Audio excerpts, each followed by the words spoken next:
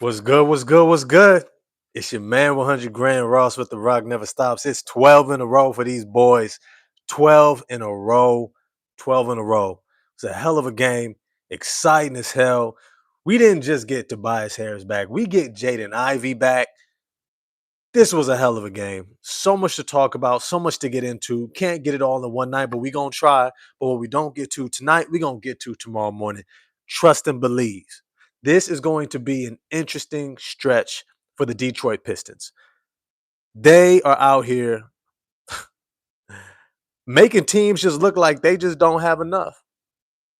Like you just don't have what it takes. You ain't got it. You was going to need Giannis, Kevin Porter, and a couple Angels to be able to stay in this game. This was one of those things where the way the Detroit Pistons came out tonight, they came out tonight not just making a statement, starting on the defensive end, and I'm going to get into all the players, all the action. They came out tonight with just almost a bully mentality, and it started with Asar Thompson. And I'm gonna get into all of that. But before I do, y'all know the drill. Smash the like button for me. Hit subscribe and the bell for notifications. Remember, it's a small thing for you, a big thing for me in the channel. Appreciate all the love and support y'all continue to give. This was such a dope game. I can't wait to get into it. I appreciate everybody for showing up for this live chat, choosing this channel over all the other dope channels to get into, because I'm sure all of them are going ablaze tonight over Jaden Ivey's return. And Uncle T, I think it's the best. It's the best nickname for him that I've heard. Uncle T out here showing he put this time of rest to good use. He was working on that J, right? Ivy too. And there's so many things I want to get into. But hey, appreciate everybody for joining me for this conversation, for this time, for this chat, for this chop it up after the game. Let's get into it. Let's get into it. Let me just start off with look. I want to give kudos. I want to give kudos to the Milwaukee Bucks showing they got fight. Giannis should have been proud. They fought to the end. They got some dogs on that squad. They got some dogs. They got some cats that don't just lie down. You know what I mean?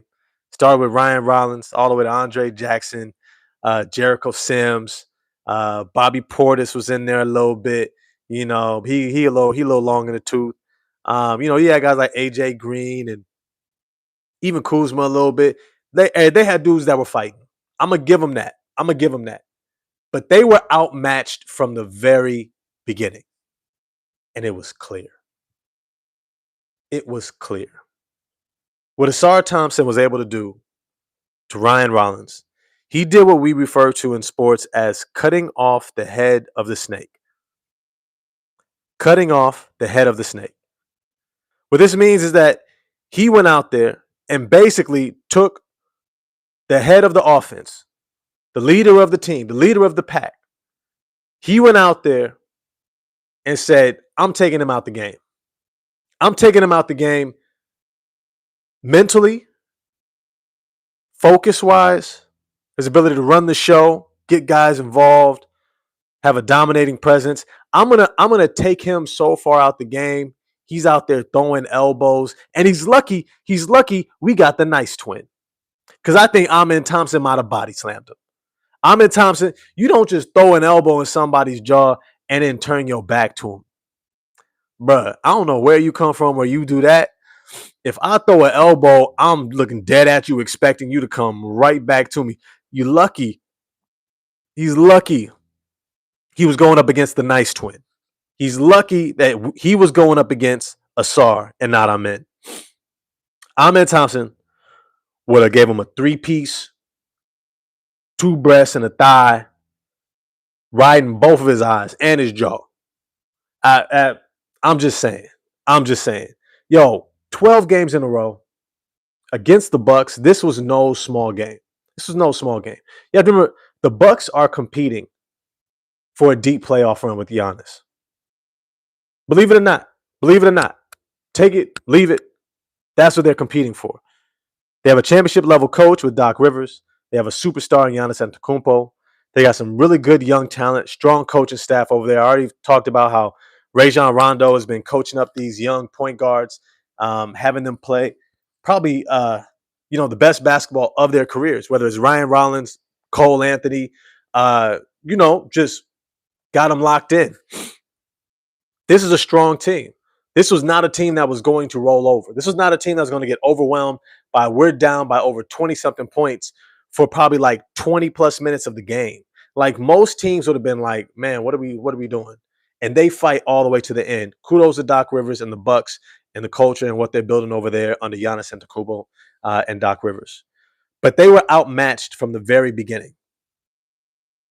When Asar Thompson pressed Ryan Rollins at half court all the way through, I'm going to be honest, Asar Thompson's defense is disrespectful at times. And it's in these weird spurts because it's not all the time. It's not all the time, right? He doesn't disrespect you all the time, but he has moments of just like, there's nothing you can do against me. There's nothing at all. There's absolutely nothing. And I'm going to embarrass you. Now, sometimes I'll be honest, I need Asar Thompson to get his arms out. Stop playing with your hands down. I know you've got quick enough feet. I know that. I know referees are, still learning how to call defensive, fouls and offensive fouls when it comes to you guarding guys. I understand all that. Get your hands up. Get your arms up. You got a 7-foot wingspan. Get your arms up and high. Move your feet and have your hands out so you can feel out for screens coming. So you can also challenge a lot easier. Don't just rely on your quickness. All that's to say is there were times where Asar Thompson, the way he was guarding Ryan Rollins was like you guard somebody when you know that they suck. When you know that you're just like, you have no business being here. You have no business being on the court with me. You have no business competing in this game. Why are you trying? And it got to the point where Doc Rivers had to take the ball out of his hands and have Kuzma bring it up, have Bobby Portis bring it up, and that was when the game was over.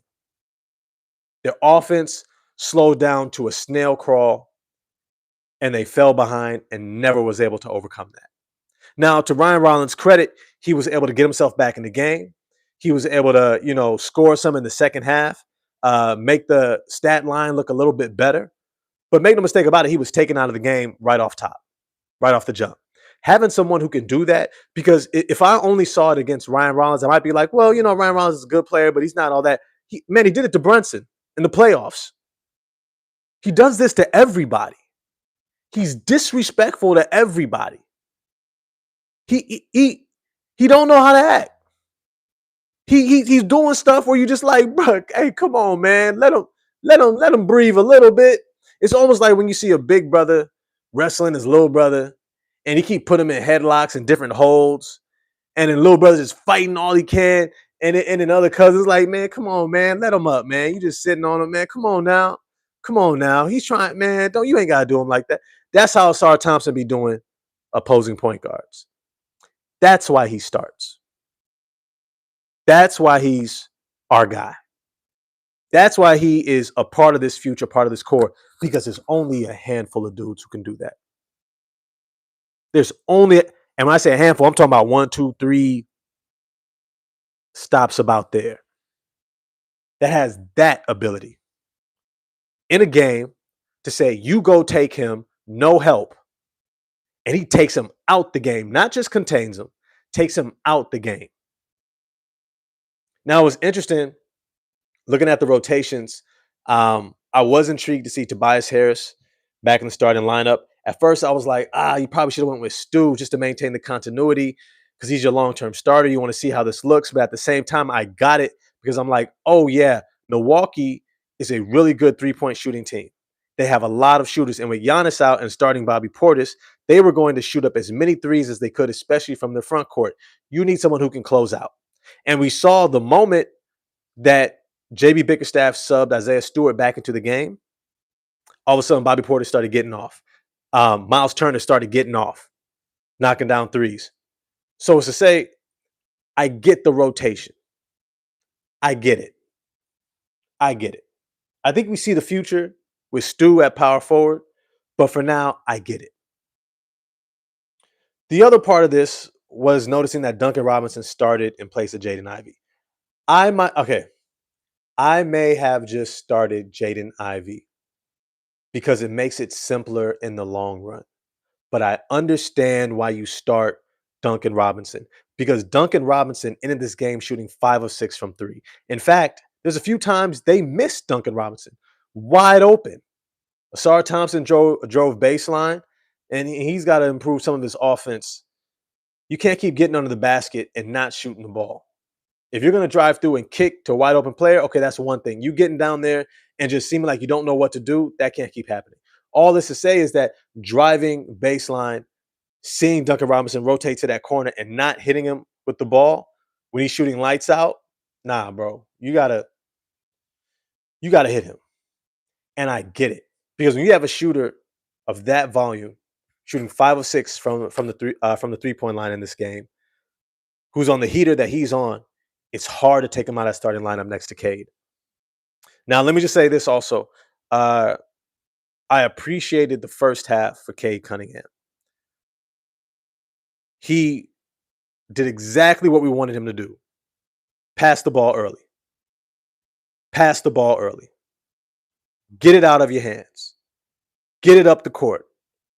And then get off the ball. Because when Cade was getting the ball, coming off the ball, he looks amazing. He looks amazing. In the second half, Cade revved it up a little bit, but got really ball dominant. The ball stopped moving. And the thing is, we have so much talent on this team. I'm looking around and I'm like, Cade, you really don't need to be this aggressive. There are games when you're going to need to be aggressive. And I get, maybe you're trying to get, MVP votes. You're probably top in the running. You got to be a top 5 MVP candidate right now.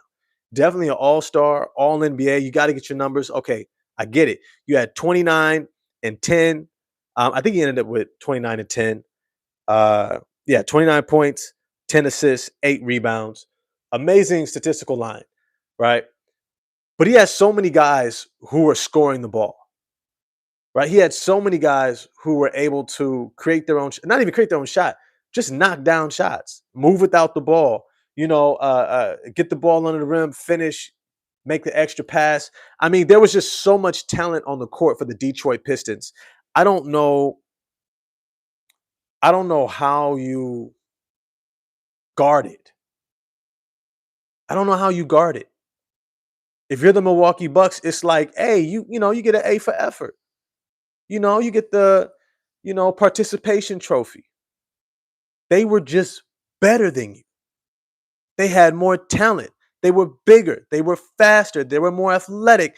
They, even though Milwaukee has some athletes, bro, that Andre Jackson and Jericho Sims, athletic as hell. But it's to say they've got more shooters. They have more shot creators. They have more shot makers. They have more playmakers. The Pistons have more of everything. I was impressed that JB Bickerstaff was able to execute those minutes so well. When you looked at the minutes distribution on this team, you had Asar Thompson with 28, Tobias Harris with 23, Jalen Duren with 27, Cade Cunningham with 33, Duncan Robinson with 28. Paul Reed only got 4. I feel bad for him, but it's just a minute squeeze. It is what it is. Ron Holland got 17.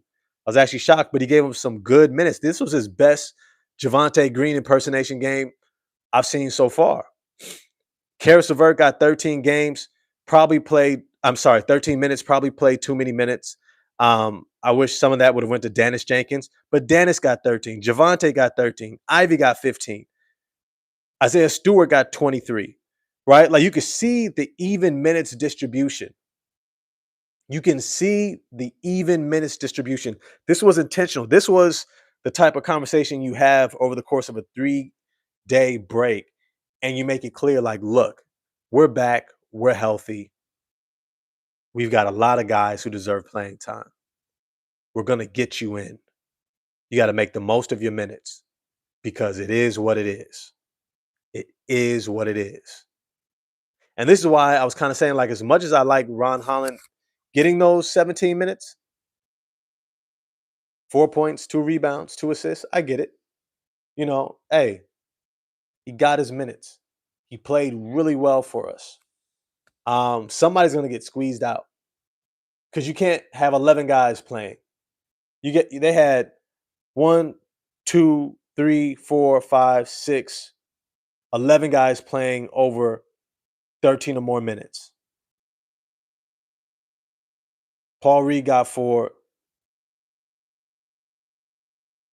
Chaz got 2. Some of these guys, and if I'm honest with you, Karis LeVert, to me,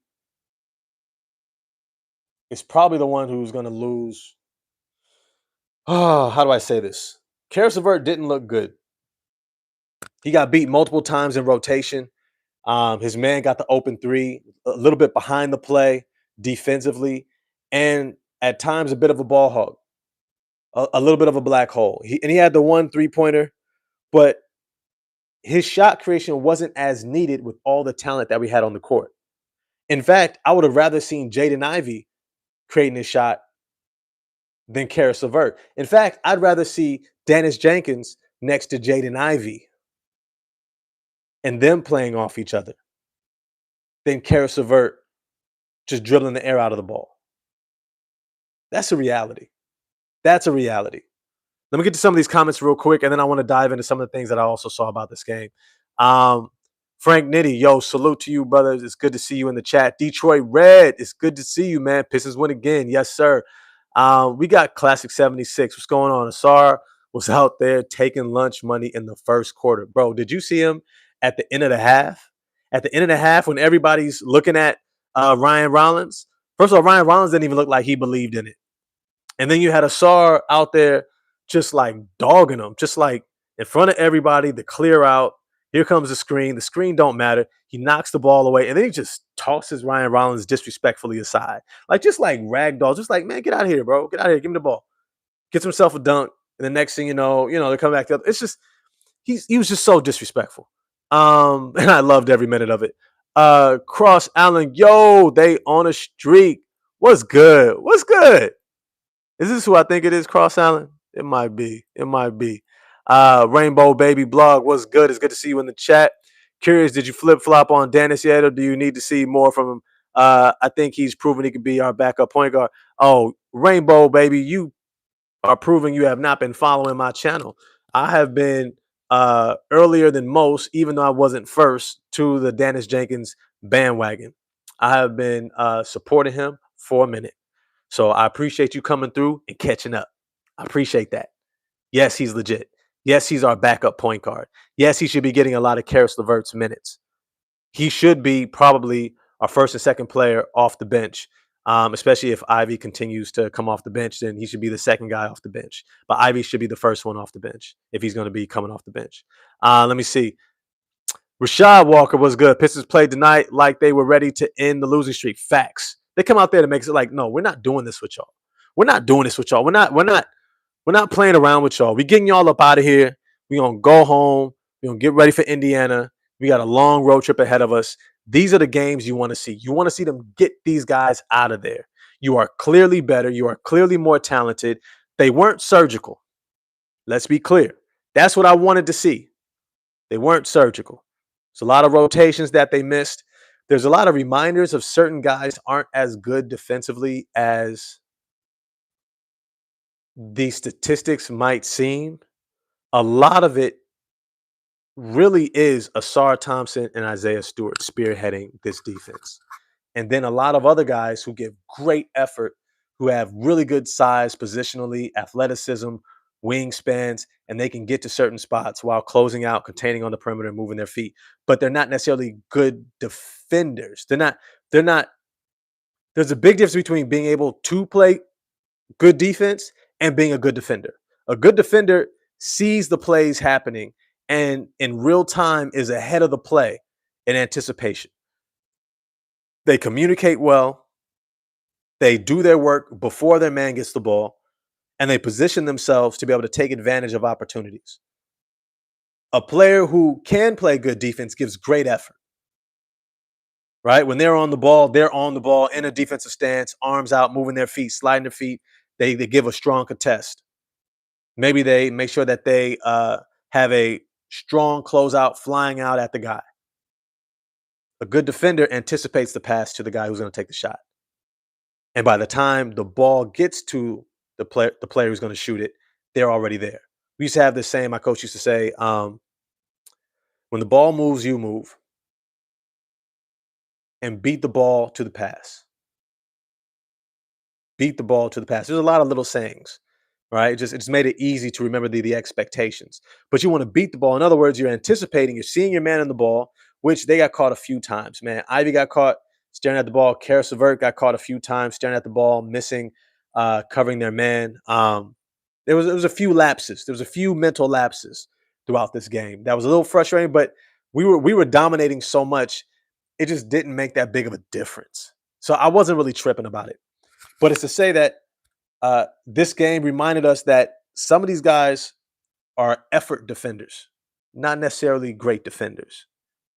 Our best defenders, Stu and Asar, lead the way, and everyone else follows. Cade got beat a few times, um, and it's going to happen. But we got to clean those things up because they're mental lapses. They're mental lapses. But at the same time, I'm not going to fault them for the mental lapses with all the change and fluctuation that's taking place. Look, this is not easy on any of these guys. Let's be clear about that. I want to be 100% clear. And this is why it's so important that the Detroit Pistons have a culture and an identity, that they lean on their defense night in and night out. Because it is very, very easy to lose focus amidst trying to track how I'm playing with this guy versus that guy. I haven't played with this guy before all season. I haven't played with him in a long time. Matter of fact, this is a new guy who has a new role, who's playing in a new way than I've played with in the past. Oh, this other guy here is emerging, and now he needs more opportunities, but I still got to make sure that I do my thing. So for Cade, this could not have been easy at all. Kudos to you for still getting your numbers 29, 10, and 8. You had a dominant game, brought us on home. Keep doing what you're doing. I'm not going to tell you to slow down at all, except the second half, you forgot to pass the damn ball. Not that you didn't get assists, not that you didn't set guys up. I mean, when you're bringing the ball up and they want to turn you 4 or 5 times, just pass the damn ball, bro. Just pass the ball. You're going to get it back. But when you allow them to turn you multiple times, you take the team out of the game. You slow down the tempo, right? You take the energy out of the ball. Before in that first half, that ball was zipping. I mean, it was just pass. Did you see the dope play? I think it was Cade pass to Ivy. Then he did this like wheel around, and they ran it twice, and they got another score out of it by Tobias Harris. But they passed the ball ahead to Jaden Ivey on the wing, who then passes it back to Jalen Duren, not back to Duren, but to Jalen Duren at the top of the key. And then Cade was wheeling around with his man trailing. Duren dropped the dime on the bounce, perfectly timed, dunk for Cade. Cade was scoring so easy in that first half. He probably could have, if I'm honest with you, I'll be 100% honest. I bet Cade could have got his same numbers without dominating the ball. Just passing and moving. Moving without the ball, getting to his spots, then catching the ball, turn, right, shoot. And he still, what's crazy is Cade is so good, but he still has so much room to grow. He has so much room to grow. When he irons some of these things out of his game, when he irons over dribbling in the paint, when he irons out forcing the ball into the teeth of the defense versus just taking the obvious easy shots that are 12 to 15 feet out at that free throw line, when he really starts orchestrating the offense and telling people where to go and swinging the ball, knowing he's going to get it back in his spots for an easier look, when he starts playing the game easy, that's when he's going to go to a whole other level, bro. Because now he's able to make sure that the ball is moving, everyone is touching it, everyone's getting off, and he's getting his with the greatest of efficiency and the least amount of effort. Now he can use that effort on the defensive end. Now he can use that effort to get out in transition. He can use that effort to rebound. He can use that effort to do so many other things rather than over dribbling trying to get a shot off. All to say, still had a great game. Shout out to you. This game, I was impressed by a few things, and I want to get to some of the main guys I want to make sure that I highlight. I was impressed with Jalen Duren. Jalen Duren did an excellent job of mixing up, staying aggressive, staying aggressive. Look, he had a couple of plays where, maybe, he got tripped up a little bit, tripped over his feet, stayed focused, was able to recover the ball, pass it to Asar for the wide open dunk. Right. Then he was able to, get to the rim a few times. Then he got fouled, didn't finish, missed a little finish, missed a couple free throws. He looked like he was still trying to figure himself out. Remember, everyone's adjusting. Everyone's adjusting. He now has Tobias Harris back playing alongside of him for the first time in a long time, in a long stretch. So he's still figuring out spacing. You can see at times guys got jumbled up. And this is another reason why I'm going to get to Dennis Jenkins, why we need Dennis Jenkins in the game. Because Dennis Jenkins is able to perceive what's going on the court and say, this is what we need to do. This is how we need to do it. This is how we're going to execute it. You go over there. You space out. Give me the ball here. You come up. You drop down. Make sure you go through, cut across. We're going to run this action over here. You're going to come through off of that screen. It's going to come back around and get to you. Just go. Right? He runs the show. No one else is really doing that on this team. No one else is doing that on this team. So that's where this team's IQ and awarenesses are going to have to grow over time. But it's going to take a lot of reps. It's going to take a lot of reps, which is why, as good as Ron Holland played for us, I still think it would be good for him to go down into the G League. I do. I do. I just think it is an opportunity for him to get real minutes, not 17 and just play a role energy guy, but like go down there and hoop, bro.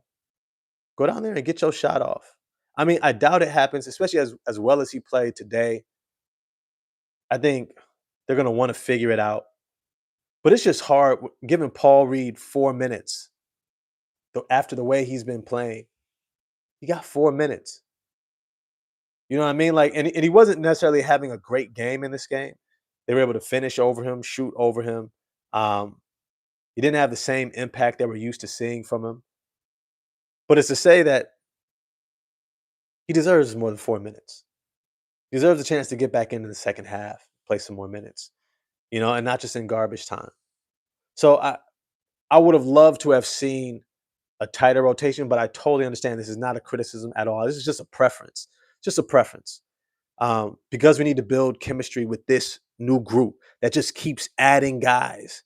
We just keep adding guys, but not even just guys like real players, like dudes who can hoop, could get buckets,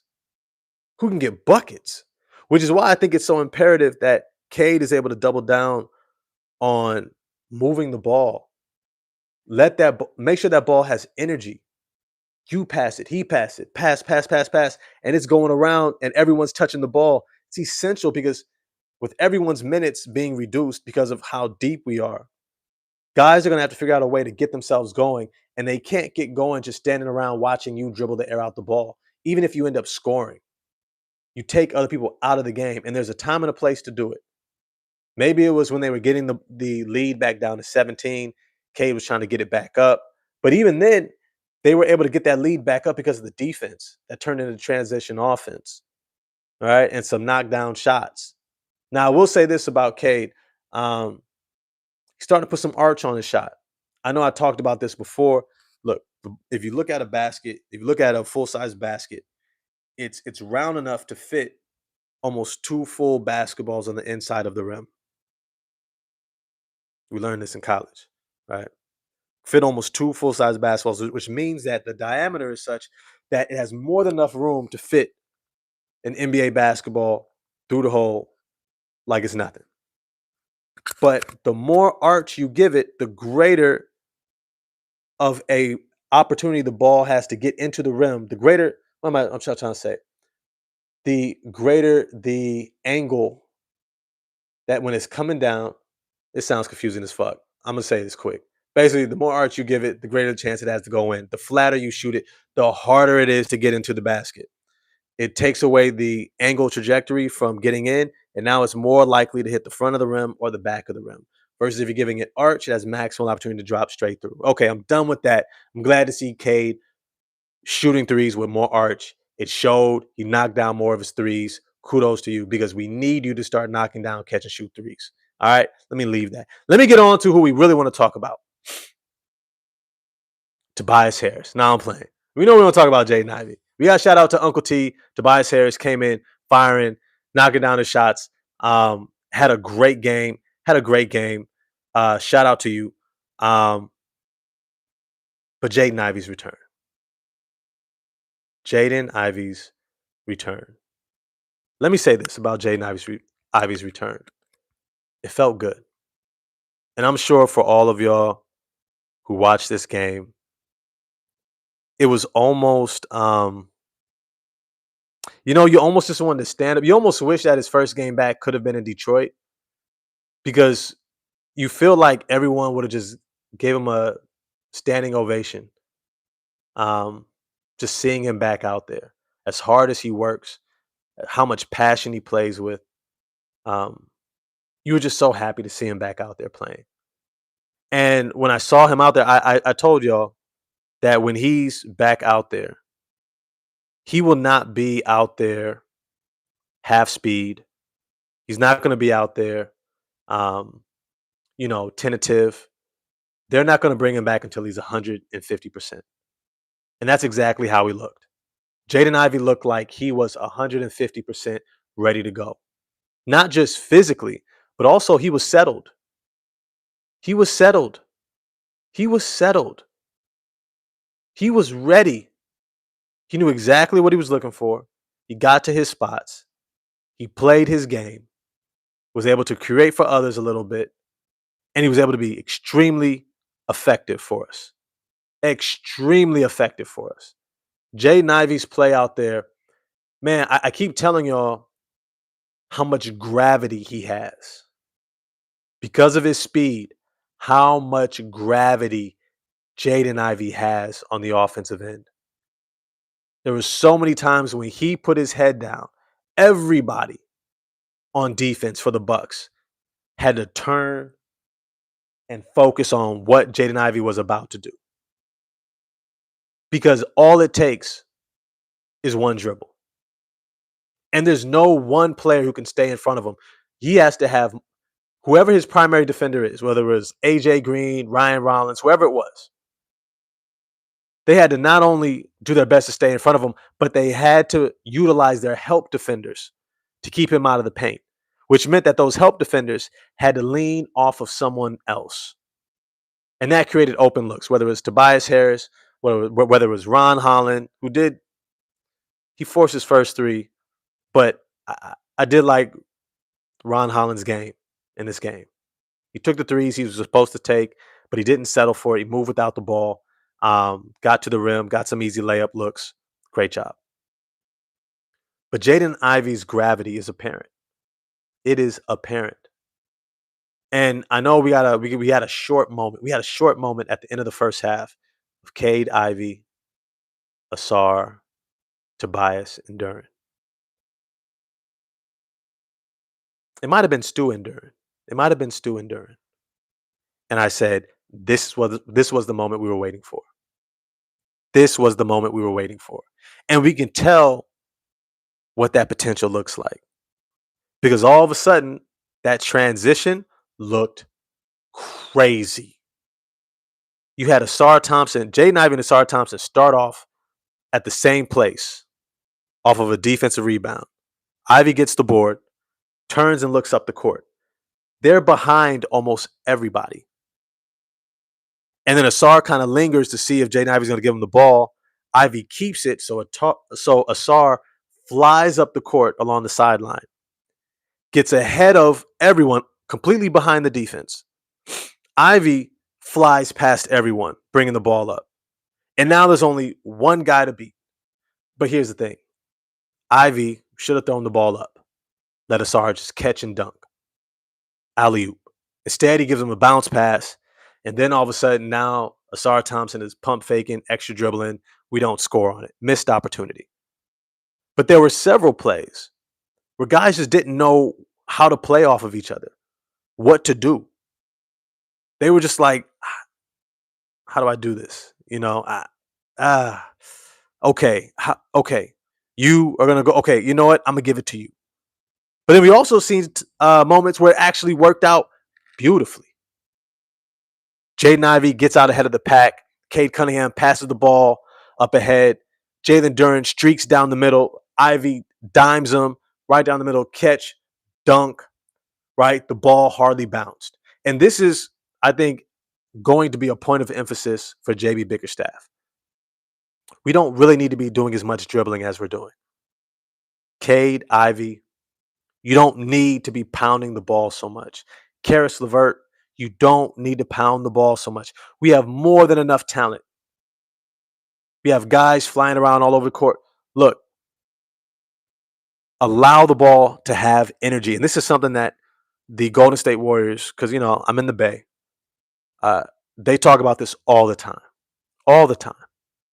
The ball has energy. And when you pass the ball, it increases in energy and it begins to move around on the court. And it makes it harder for the defense to be able to keep up because you can run alongside of somebody. It's really hard to get ahead of the ball when the ball is moving on the court within your offensive flow. Now everyone is constantly rotating, right? This is where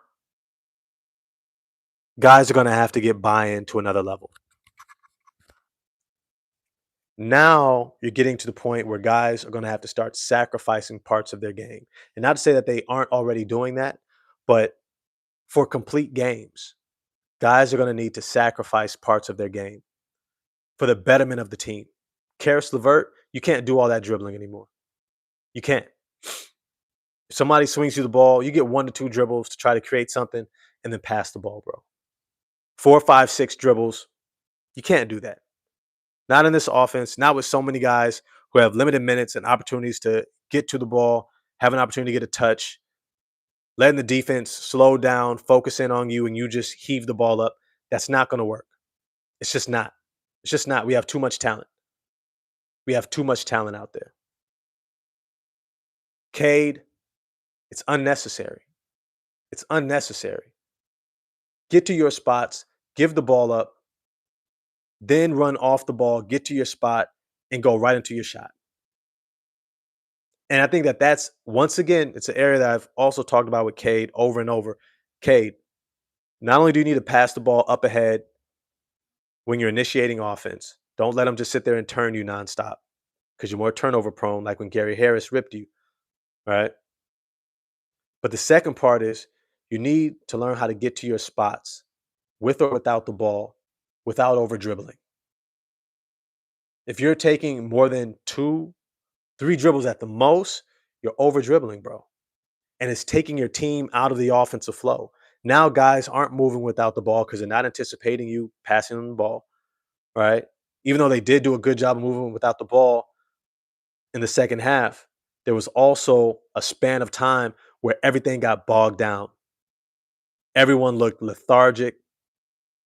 Nobody was moving on offense. And I'm really glad that there was a timeout call. I can't remember if it was by Doc Rivers or JB Bickerstaff, but it was one of those, oh, this is getting ugly. Guys look tired. They don't look like they're moving. One guy's just dribbling the hell out of the ball, chucking up a shot. This is ugly basketball. You have to remember, more than anything, this is an entertainment business. We want to win. Damn sure better entertain. All that's to say is these guys are going to have to sacrifice for one another even more, especially offensively. But what it does lead to, if they're willing to move the ball in the way that they are going to need to, they'll have more energy to play high level defense. And that is probably where these guys are going to have to learn to lock in more. You need more communication for sure. You guys need to communicate more on defense. You did not communicate enough. Whether you're switching, who's helping, staying with the shooter, right? Like who's where on the court. Too many guys, too many times you have 2 or more guys running to the same guy to help. Somebody needs to talk. I got him. I got him. And especially if you're on the backside, Isaiah Stewart, you got to let the guys know in front of you, no, I'm here. I'm here. Stay home. Stay home. You got to talk. You got to talk a lot. That's a major thing that I don't know if you were able to watch Rajon Rondo's interview um, with Dennis Antetokounmpo. He was on his podcast. Um, Shout out to Thanos figuring out a career in the NBA. His podcast was actually pretty cool. And in this episode, Rajon Rondo talks about all these aspects. He's a really high level thinker when it comes to the game of basketball. But he's talking about all these different aspects. And then he talks about working with the point guards. And he said they needed to become the best communicators on the court. And he's trying to teach them this. He's saying, when I got to the Celtics, I went from hardly any playing time as a rookie to all of a sudden my sophomore year, I'm the starting point guard for this title contending team. And I think he says like he's like the youngest point guard for a championship team, in NBA history. He was like 20 years old, 21 years old, maybe at the most. And he was the leader. Like he's sitting there telling Ray Allen where to go, Paul Pierce where to go, KG, like Hall of Famers, what to do, where to go. You have to communicate. The Pistons are going to have to lock in on that end of the court because that's where they're going to generate the most equitable, easy offense and really run teams out the gym. That's where they're going to run teams out the gym, just like Oklahoma City was doing last year, just like they're even doing this year. They need to have the mentality that our defense puts teams away. Our offense is good. We got talent. We got Cade. We got Duren. We got the guys who you really can't do nothing with. We got Ivy returning. We got Harris. We got shooters. We got D-Rob, right? We got guys who can knock down shots, right? Yo, Dennis Jenkins, 3 at the top of the key. It barely touched the net, bro. That shit was so beautiful. We have more than enough shooting, playmaking, all that stuff. But it's our defense that makes us special. It's our defense. And so they need to lock in on that side, communicate more, tell each other where to go, especially on the back end. Isaiah Stewart, you gotta tell guys to stay home, help, rotate. I got you, all that stuff. We need more talking. And then Dennis Jenkins. Dennis Jenkins ended this game shooting 3 of 3. 7 points, 3 assists, 1 rebound, 1 steal. He did have 3 turnovers, which is it's understandable. Some of it, I'm going to give him the benefit of the doubt that some of it was just playing in rotations and in a role that he hadn't really been in a while. In a while. Dennis Jenkins was doing his best, doing his damnedest to try to insert himself in a way where he can run the show while still showing what he can do. Because remember, he's a free agent. He's a restricted free agent. He's been on a 2-way deal. He's making like $88,000. He's not even making league minimum right now. This is his moment. So he's trying to press and show what he can do while at the same time also run the show. And he's now coming off the bench when he was just starting. Right? So this is a major adjustment. And he's also splitting minutes with guys just so that JB Bickerstaff could figure out the rotations. It's difficult. This was a game that had I really thought about it a little bit more, I should not have been looking for the team to be surgical. Surgical is for when you have the continuity, you have the momentum, you have the guys who understand their assignment, they're gelling, they're playing extremely well together, and then now you look for them to just come into games and just cut teams up.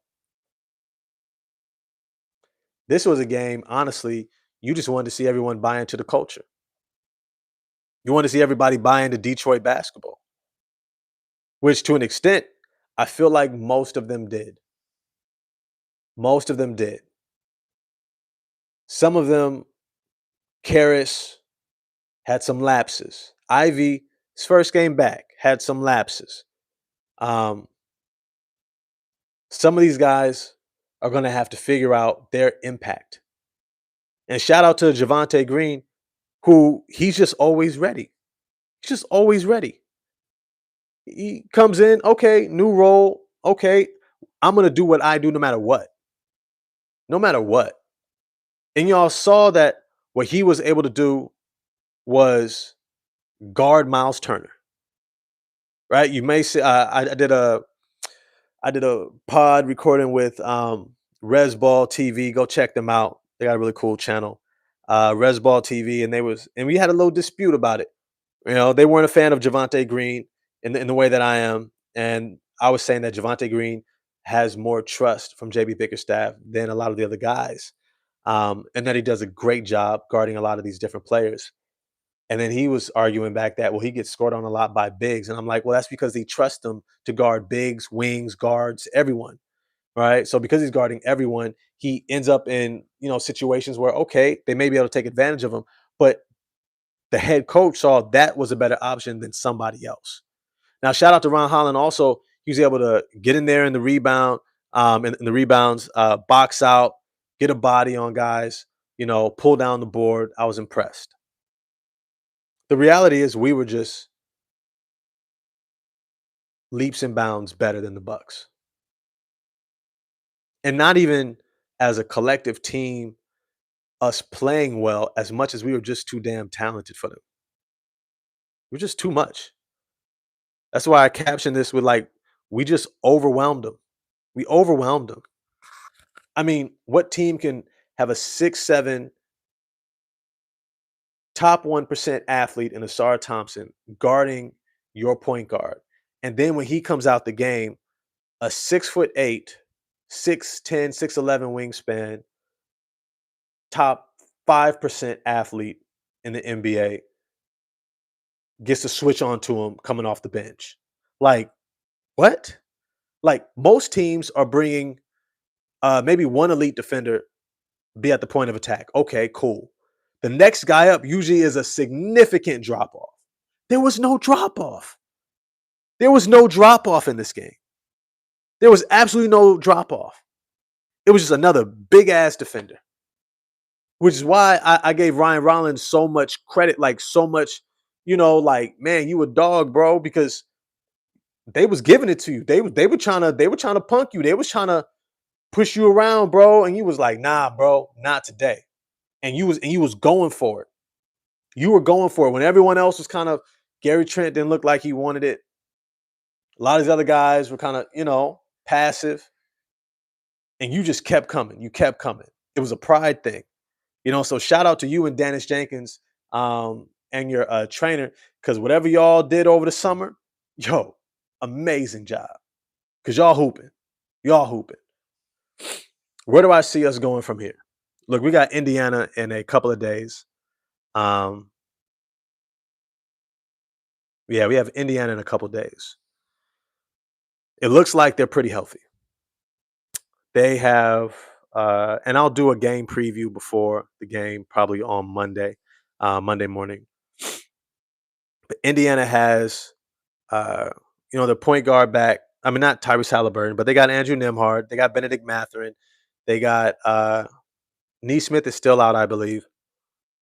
But they're starting. I forget who else they're starting on the. I think it's like Ben Shepherd, give them like a shooter and get some spacing. Pascal Siakam is still all NBA level talent at power forward. Not too much size on the interior. Here's the thing about Indiana. They're going to play good basketball, but they don't have enough talent. But as we saw already, Benedict Mathurin and Pascal Siakam are going to do their thing. And if you mess around against them and make it into a tough back and forth game, you just don't want to be in that position. The real test is all mental for this team. These games, it's all mental. Can you be locked in? Can you execute? We do a great job. If I'm honest, I think the last game we executed the first quarter as well as I had seen all season. Moving the ball, trusting each other, scoring easily, locking up on defense. Today, I think we had a great first half offensively. Not as much defensively, especially in the second quarter. But the second half, our offense, all of a sudden, it went from moving the ball, trusting one another, to all of a sudden guys dribbling the air out of the ball. Really, namely, Cade and Karis LeVert. I want to see us play complete games, execute for 48 minutes, lock in, support one another, play together, play on a string, especially defensively, for 48 minutes. Box out, do the little things, control the glass, get out in transition consistently. 48 minutes. Can we play a complete game? That is the real question. And I think I'm speaking more on the offensive end, but also the defensive end too, because we had a lot of lapses. How do you lose track of where AJ Green is? You don't help off of AJ Green. You don't leave AJ Green to go help on Andre Jackson driving to the basket. You don't leave Miles Turner to help out on some random dude, Gary Trent driving to back. You just don't do that. That guy, if he scores, all right, kudos to you, applaud you. Okay. What I'm not going to do is allow you to kick the ball to a guy who's an elite shooter from the perimeter. And if I'm honest, in this game, we did not do a good job taking away the three. We did not. We did not. Those guys, I mean, AJ Green hit 5 of 10, Ryan Rollins 3 of 8. Andre Jackson even got one. Kyle Kuzma had 1 of 2. Bobby Portis hit 4 of 5 threes. 4 of 5 threes.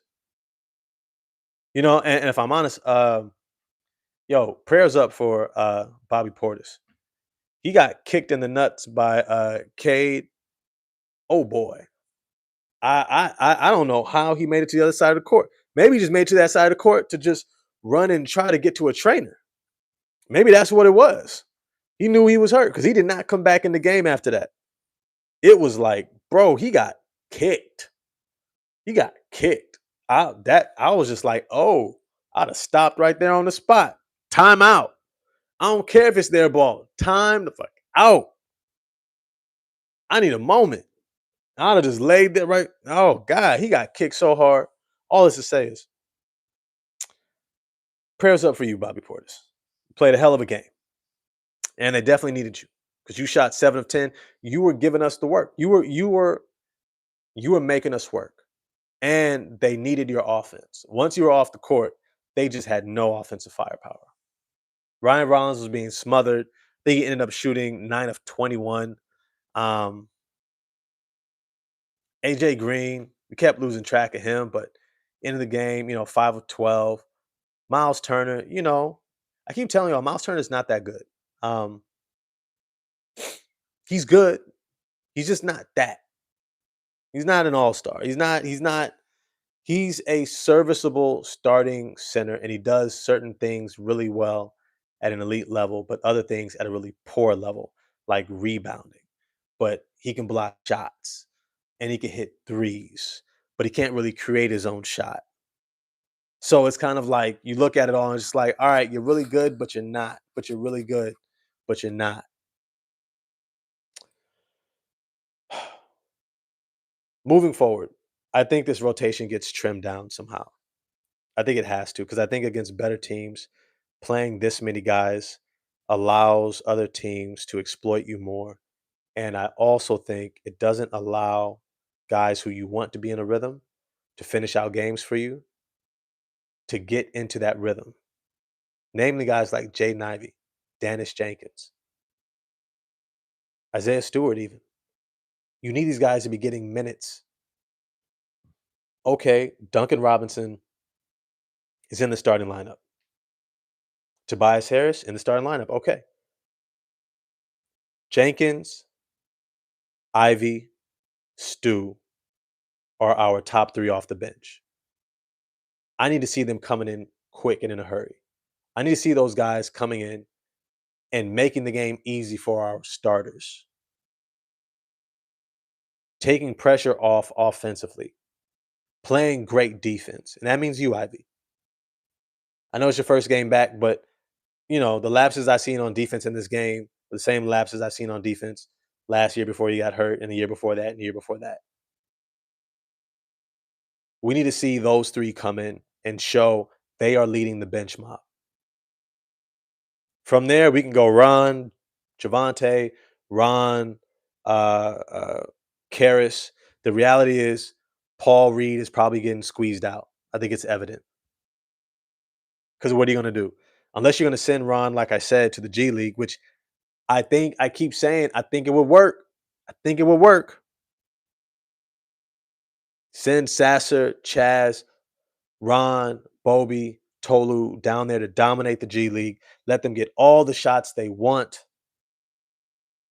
And when we need them, call them up. Somebody gets hurt, call them up. It's a back to back. Okay, we don't play Karras on a back to backs.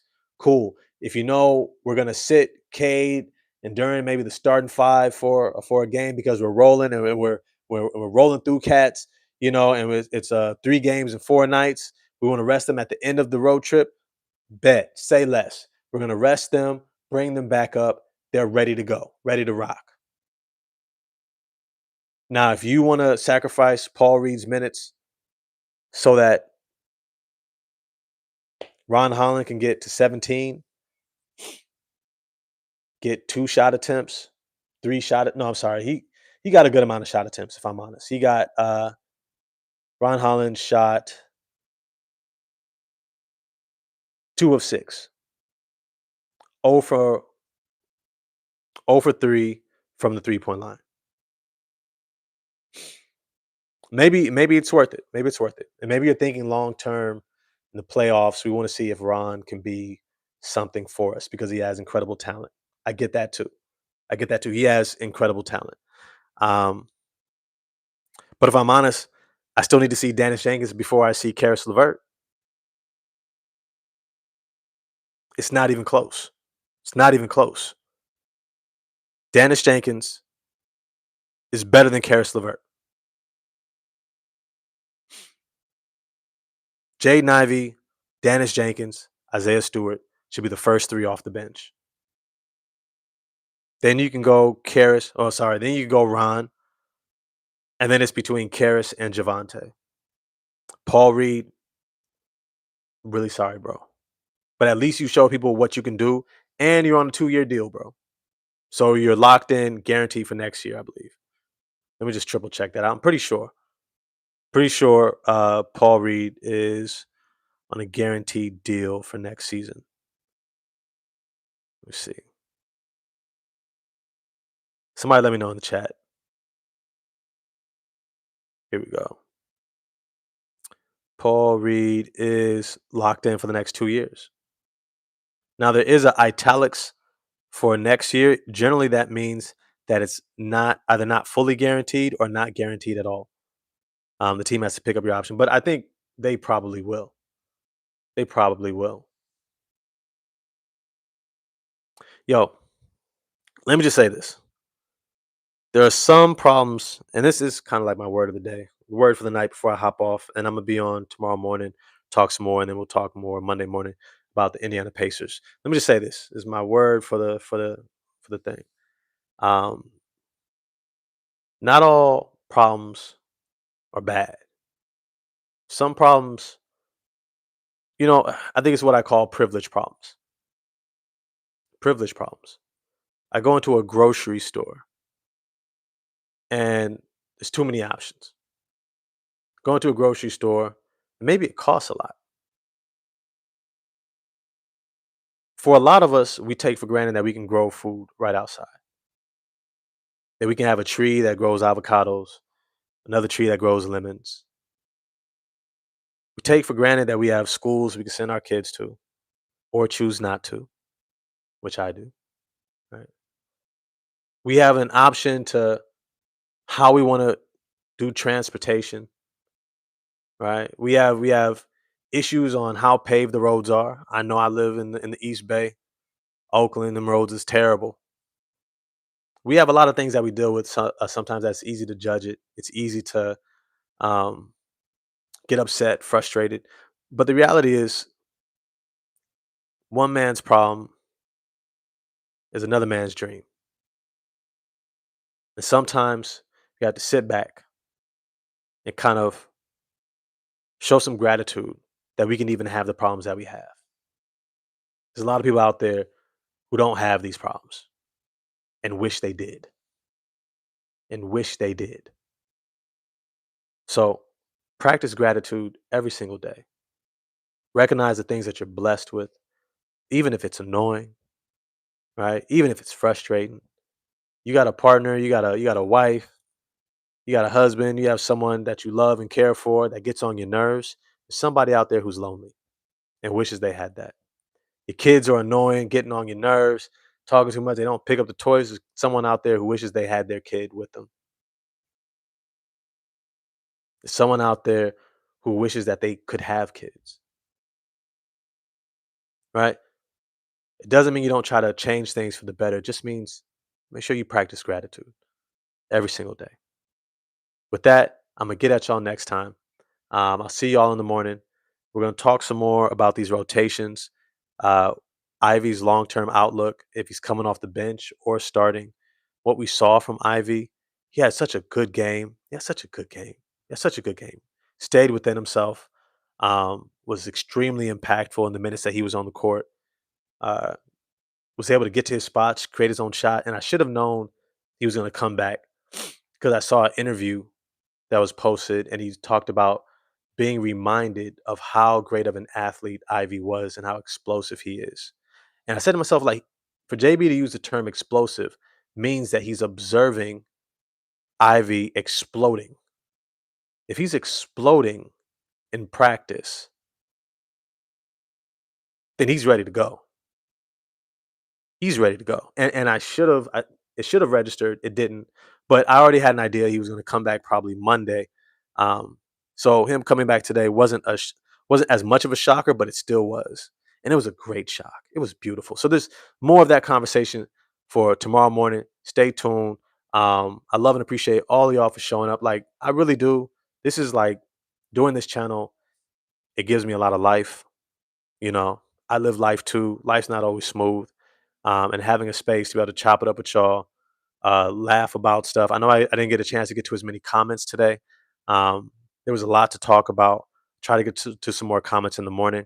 Um, but yeah, shout out to y'all. Salute to every single one of y'all. Let me give you a last second salute. T Brown, Black Heart, Detroit Red. Detroit Red, you've been on this whole time, bro. Salute to you, man. Appreciate that. Young Lord, is it just me? Yo, low budget gamer, NFZ. What's good? What's good? Uh Gumby 777. Haven't seen you before. Appreciate you coming in the chat. Salute to you, Charles Butler. What's good? What's going on? Um, Trizzy, what's going on? I don't know about that comment though, Trey Ivy. Nah, we ain't with that. Let me see. Uh Everand Jamil, yo, it's good to have you in the chat. Rashad Walker, always. Classic 76, appreciate you coming through. Low budget gamer already. Frank Nitty, it's good to see you, man. It really is. Rainbow Baby Blog, appreciate you showing up for the chat. Cross Allen, for sure. Appreciate all of y'all. I'll see y'all in the morning. Get some rest tonight. Stay hydrated. Remember, love deeply, laugh hard, and live life to the fullest. Peace.